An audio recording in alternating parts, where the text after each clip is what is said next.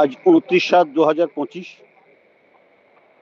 মঙ্গলবার রাত্রি 10 ঘটিকার সময় জয়জান গ্রাম পঞ্চায়েত অন্তর্গত রুহা ঘাটে রুহা থেকে পাঁচতুবি যাওয়ার দিকে হরিশ্চন্দ্রপুরের কাছে নদীর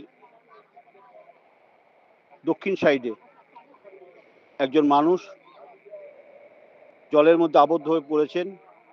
একটি ছোট্ট দ্বীপের মধ্যে সে অবস্থান করছে। তাকে উদ্ধার করার জন্য মাননীয় বিডিও স্যার, ভরতপুর 1 ব্লক, মাননীয় OC sir, Bharatpur police station, তারা সরেজমিনে উদ্ধার কার্য তদারকি করছেন।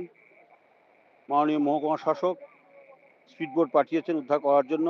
সিভিল ডিফেন্সের ভলেন্টিয়াররা ইতিমধ্যে স্পিডবোট নিয়ে নদীগর্ভে উদ্ধার কার্যে নেমেছেন।